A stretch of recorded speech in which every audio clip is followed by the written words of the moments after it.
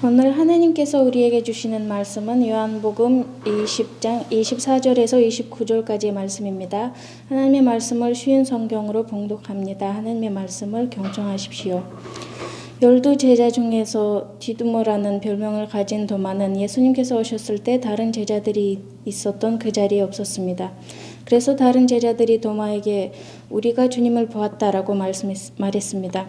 그러자 도마는 내가 직접 예수님 손에 있는 못자국을 보고 내 손가락을 그분의 못 박힌 곳에 찔러보고 내 손을 그의 옆구리에 넣어보기 전에 못 믿겠다고 말했습니다.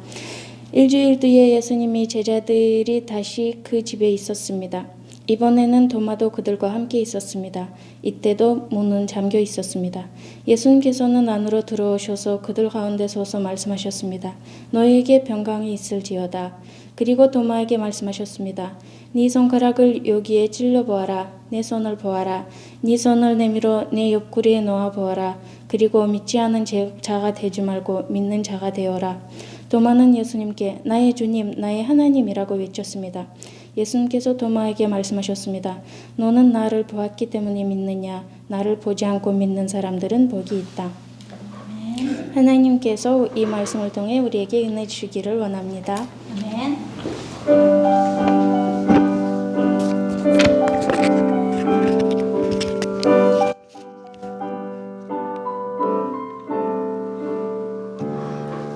말씀하소서 여호와여 온 맘 다하여 듣겠나이다.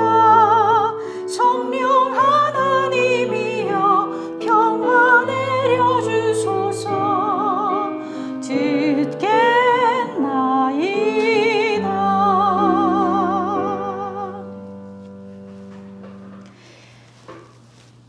여러분은 예수님의 제자 중에 도마가 있잖아요. 도마 하면 뭐가 떠오르세요? 의심 많은 제자. 우리가 도마 하면 의심 많은 제자 이렇게 생각하잖아요. 근데 정말 도마는 의심 많은 제자였을까요? 이 요한복음을 기록한 요한은 도마에 대해서 4번 이야기를 합니다. 첫 번째가 요한복음 11장 16절에 나오는데요. 예수님께서 이 나사로가 죽고 난 후에 제자들에게 이렇게 말씀하세요. 나사로에게 가자. 그때 도마가 뭐라고 얘기하냐면요. 우리도 주님과 함께 죽으러 가자. 이게 무슨 말이냐 하면 나사로가 죽은 곳은 유대 땅이었어요. 유대 땅. 근데 바로 앞부분에 11장 7절에 보니까 예수님께서 다시 유대 땅으로 가자 이렇게 제자들에게 말씀하실 때 제자들이 뭐라 그랬냐면요.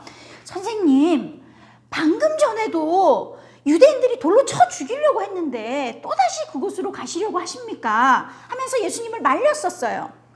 그런데도 예수님께서 지금 나사로가 죽었으니까 우리가 나사로에게로 가자고 그쪽으로 가자고 말씀하셨을 때 이 유대 땅으로 가는 것은 예수님뿐만 아니라 제자들에게도 굉장히 위험한 선택이었어요. 그런데 이때 너무도 용감하게 도마가 Let's go! 가자! 하는 거예요. 주님과 함께 우리도 죽으러 가자! 이렇게 외쳤던 것입니다. 이 당시 도마는 이 말을 할 당시에 도마는 정말로 주님과 함께 죽을 각오를 한 거예요. 물론 예수님이 이제 십자가에 달리시기 전에 사람들이 와서 예수님을 끌고 가고 이랬을 때 무서워가지고 도망간 제자 중에 한 명도 도마였을 겁니다. 왜냐하면 제자들이 다 도망갔다 그랬거든요. 그런데 지금 이때만큼은 도마는 진짜로 주님과 함께 죽을 각오를 한 거예요. 혹시 여러분 이런 경험 없으세요? 진짜로 내 마음은 진짜 그랬는데 어떤 큰 시련이 닥치거나 아니면 내가 감당할 수 있는 어려움을 만나서 내가 그 다짐했던 그 약속을 깨뜨렸을 때 그런 적 있지 않으세요? 저 정말 그래요. 그때는 그랬어요 했는데 어떤 무슨 일 때문에 그 약속을 내가 깨뜨렸을 때 마음은 진짜 그랬는데 사람들은 그 마음을 몰라주고 물론 이 결론만 가지고 얘기할 수는 있겠지만 그렇기 때문에 우리가 함부로 도마를 비난할 수는 없습니다. 우리 역시 도마처럼 어떨 때는 용감한 것 같지만 어쩔 수 없이 연약한 사람들이기 때문입니다. 두 번째 요한은 이 도마 이야기를 요한복음 14장 5절에서 합니다. 근데 요한복음 14장 1절은요. 예수님께서 뭐라고 말씀하시냐면 너희는 마음에 근심하지 마라. 하나님을 믿으니 또 나를 믿어라. 내 아버지 집에는 너희들이 있을 곳이 많이 있다. 만일 그렇지 않다면 내가 너희에게 이런 말을 하지 않았을 거야. 나는 너희를 위해 한 장소를 준비하러 간다. 내가 너희를 위해서 한 장소를 마련한 뒤에 너희를 다시 데려와서 내가 있는 곳에 너희도 있게 하겠다. 너희는 내가 어디로 가는지 그 길을 알고 있다. 이렇게 예수님께서 말씀하셨어요. 엥? 제자들이 예수님이 어디로 가는지 그 길을 안다고요? 모든 제자들이 지금 궁금해요. 도대체 예수님 어디로 가신다는 것이? 서로 눈치를 봤겠죠. 누가 좀 물어봐 주면 좋겠다. 예수님 도대체 어디로 가시는 거야? 뭐 지금 이런 상황인 거예요. 그런데 이 용감한 도마가 모든 궁금해하는 사람들의 눈치를 보고서 대표로 묻는 거죠. 주님이 어디로 가시는지 알지 못하는데 저희가 그 길을 어떻게 알 수 있습니까? 도마가 이렇게 물어봐요. 여러분은 이런 경우 없습니까? 이게 여러 사람이 모임에서 어떤 누군가 진지한 이야기를 해요. 근데 나는 그 말을 잘 이해를 못하겠어. 궁금해 죽겠어. 저게 뭔지 물어보고 싶은데 내가 묻긴 좀 그렇고 누가 좀 물어봐 주면 좋겠어. 이런 때 저는 많았는데 없으세요? 근데 그때 누군가 내가 지금 궁금해하고 있는 이야기를 누가 이렇게 대신 물어줄 때 진짜 너무 고맙잖아요. 나 너무 궁금했는데 나 대신 이렇게 물어주네. 너무 고마운 것. 근데 우리는 그럴 때 어떤 사람은 용감하게 물어보는 사람이 있어요. 그죠? 근데 나 같은 사람은 물어보려니까 너무 창피하고 나만 모르는 거 아니야? 라는 마음도 있고 물어보려니까 귀찮기도 하고 이런 거 있잖아요. 근데 우리가 이 신앙생활을 하면서 질문을 한다는 것은 대단히 중요한 일입니다. 질문이 없으면 답을 얻을 수가 없어요. 뭔가 궁금할 때 내가 예수님께서 성경 말씀을 보니까 이렇게 하는데 이거 도대체 무슨 말이지? 몰라. 그냥 귀찮아. 이렇게 하고 지나가는 사람이 있는가 하면 이 말이 무슨 말이지? 이거 진짜 궁금한데? 그래서 누군가에게 계속 물어보는 거예요. 목사님한테 물어보고 아니면 선생님한테 물어보고. 그렇게 물어보는 사람은 신앙이 자라게 돼 있어요. 지금 도마는 궁금해요. 예수님이 어디로 가는지 내가 알지 못하는데 도대체 어디로 가신다는 거야? 라고 예수님께 물어보는 것입니다. 도마가 그렇게 물어봤을 때 예수님으로부터 도마는 엄청난 대답을 듣게 되지요. 예수님의 그 유명한 대답이 요한복음 14장 6절입니다. 내가 바로 그 길이요 진리요 생명이다. 나를 통하지 않고는 아버지께로 올 사람이 없다. 세 번째 도마가 등장하는 본문이 오늘 우리 쇼사나가 읽어준 요한복음 20장 24절부터 29절에 나오는 말씀입니다. 예수님께서 이 부활하신 후에 제자들이 모인 곳에 처음 오셨잖아요. 근데 그때는 도마가 없었어요. 그런데 도마가 어디에 있었는지는 성경에 나와 있지는 않아요. 근데 제가 한번 상상해 봤어요. 예수님이 죽기 전에 도마는 굉장히 용감했어요. 우리 예수님과 함께 죽으러 가자! 그렇게 말했던 용감했던 도마. 그리고 다른 사람들은 궁금해도 꼭 참고 있었지만 궁금한 거 참지 못하고 물어봤던 그 도마. 근데 예수님은 십자가에서 죽으셨네. 이제 나는 어쩌지? 도대체 뭐가 어떻게 돌아가는 거지? 도마는 굉장히 고민이 많았을 것 같아요.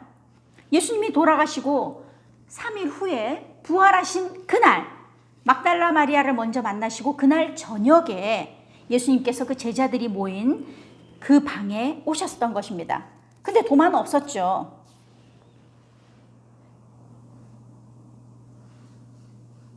어쩌면 이제 도마는 다른 곳에서 너무 슬퍼서 내가 그렇게 따랐던 예수님, 도대체 예수님 왜 돌아가신 거지? 고민하면서 있었을 것 같아요.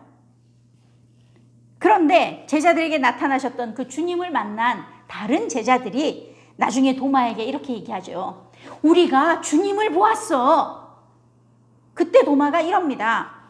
내가 직접 예수님 손에 있는 못자국을 보고 내 손가락을 그분의 못 박힌 곳에 찔러 보고 내 손을 그의 옆구리에 넣어 보기 전에는 난 못 믿겠다. 근데 저는 이 말씀을 보니까 이제 도마의 이 말을 한번 들어보니까 도마라서 이렇게 말할 수 있었구나라는 것 같은 거예요. 단지 도마가 의심 많은 사람이라서 그랬던 것 같진 않아요. 의심했던 사람들로 치면 다른 제자들 만만치 않습니다. 누가복음 24장 11절에 보니까요. 천사들이 예수님이 부활하셨다는 소식을 그 예수님 무덤에 있던 여인들에게 전해줬을 때 여인들이 달려가서 제자들에게 이렇게 얘기했어요. 우리가 부활한 예수님이 부활하셨대요. 그랬을 때 제자들이 뭐라고 했냐면요. 하지만 그들은 이 말을 허튼 소리로 듣고 여자들의 말을 믿으려 하지 않았습니다라고 성경은 기록하고 있어요. 제자들이 모인 방에 예수님이 나타나기 전까지는 다른 제자들도 믿지 못했습니다. 근데 왜 유독 도마만 의심 많은 제자라고 하죠?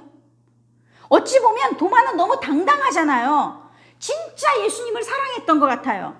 내가 사랑했던 예수님, 만약에 그 예수님이 다시 살아나셨다면 난 직접 그 예수님을 만지고 싶어. 내가 정말 그분의 못자국을 만지고 창에 찔렸던 옆구리에 손을 넣어본다면 난 3년 동안 따라다녔던 내가 사랑한 예수님, 그분이 진짜 맞을 거야.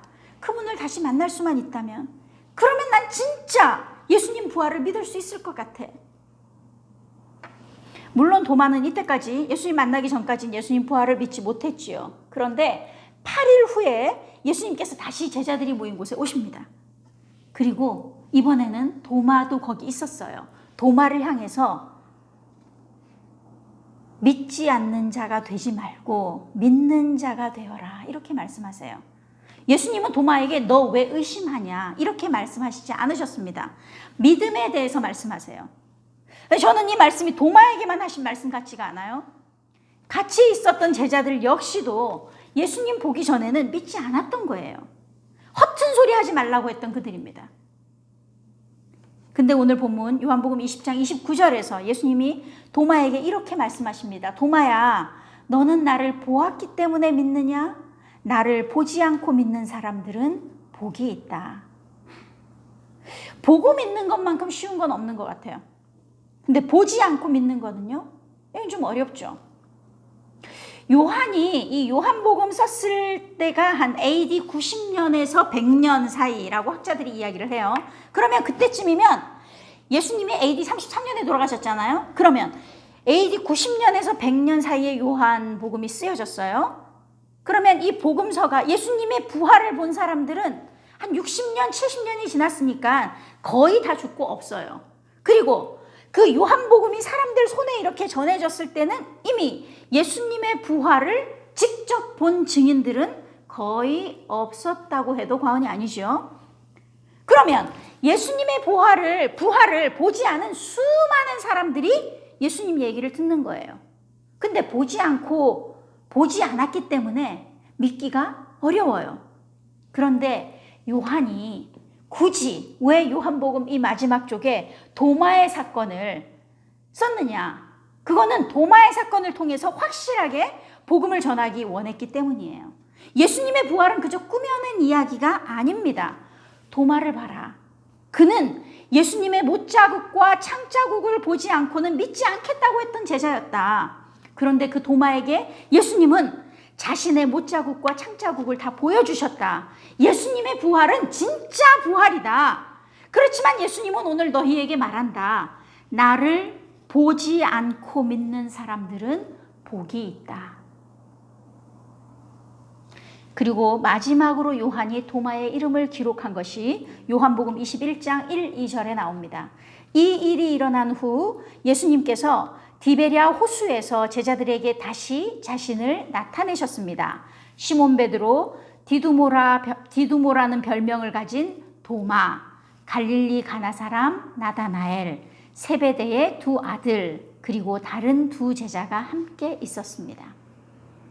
도마는 이 디베랴 호수는 갈릴리 호수랑 똑같은 거예요. 갈릴리 바다. 그래서 디베랴 호수에서 다시 한번 부활하신 예수님을 만나는 기쁨을 누리게 됩니다. 근데 이번에는 도마의 이름만 나왔어요. 다른 어떤 말도 없습니다. 우리가 추측해 볼 수 있을 것 같아요. 이제 도마는 확실히 부활하신 예수님을 믿게 된 것입니다. 부활하신 예수님을 직접 만난 도마의 고백은 엄청난 고백이었죠. 나의 주님, 나의 하나님이십니다. 게임 끝이에요. 이제 도마는 예전의 도마가 아니에요. 예전의 도마가 될 수가 없습니다. 왜냐하면 하나님이신 예수님을 만났어요. 온전히 자신의 삶을 다스리는 주님을 만났습니다.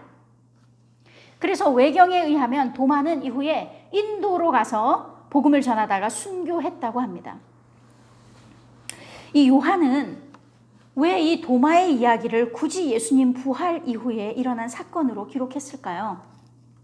이 당시에 이 영지주의라는 이단이 있었습니다. 영지주의. 영지주의에서 이 사람들은요, 예수님의 부활이 몸이 부활한 것이 아니라 영으로만 부활한 것이라고 믿었어요.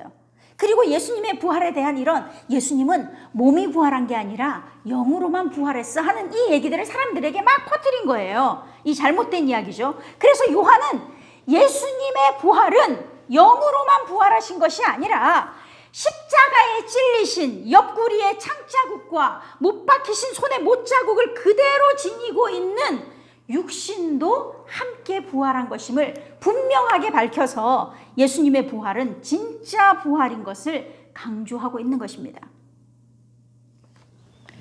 2000년 전 예수님께서 도마에게 하셨던 말씀은 오늘 우리에게도 동일합니다.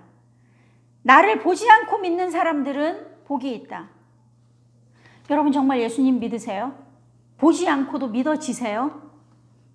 부활하신 예수님 만나지도 않았는데 그 손 못자국과 옆구리 창자국 보지 않았는데 믿어지세요? 어떻게 믿어지는 걸까요?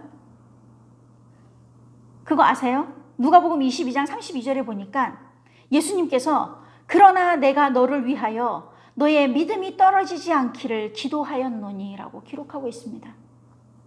주님께서 우리의 믿음이 떨어지지 않도록 기도하고 계신답니다. 그리고 이어서 말씀하시기를 네가 돌아온 후에 너의 형제들을 굳게 하여라고 말씀하십니다. 이제 우리가 믿어졌다면 다음에 할 일은 형제들의 믿음을 굳게 하는 것입니다. 예수님께서 믿음 없는 자들, 믿음 약한 자들을 위해 기도하셨듯이 우리도 믿음이 연약한 자들, 믿음이 없는 자들을 위해 기도해야 합니다. 이것이 예수님께서 우리를 위해 기도하신 이유입니다. 오늘 우리는 도마를 통해 교훈을 얻습니다. 보지 않고 믿는 믿음이 얼마나 복이 있는지를, 보지 않고 믿는 믿음 주시기를 간절히 구해야 함을, 보지 않고 믿을 수 있도록 주님이 우리를 위해 기도하고 계신다는 것을, 보지 않고 믿은 내가 이제 믿음이 흔들리는 자들을 굳게 세워주어야 한다는 것을, 이런 복된 믿음을 가지고 살아가며 부활의 증인의 삶 사는 우리 모두가 되시기를 주님의 이름으로 축복합니다. 기도하시겠습니다. 하나님 아버지 감사합니다. 도마를 보면서 나보다 못난 도마라고 생각하며 비웃었던 적이 있었음을 고백합니다. 그런데 오늘 말씀을 들으며 도마를 통해 참 많은 것을 배우게 하시니 감사합니다. 도마에게 보지 않고 믿는 믿음이 복되다고 말씀하신 주님이 오늘 우리들에게도 동일하게 그렇게 말씀하심을 듣습니다. 주님은 나의 주님, 나의 하나님이십니다. 우리도 이제 보지 않고 믿는 믿음 가지고 살아가게 하여 주옵소서. 그리고 나아가 믿음 없는 자들을 굳게 하는 자로 부활의 증인으로 살아가게 해주시기를 예수님의 이름으로 기도합니다. 아멘.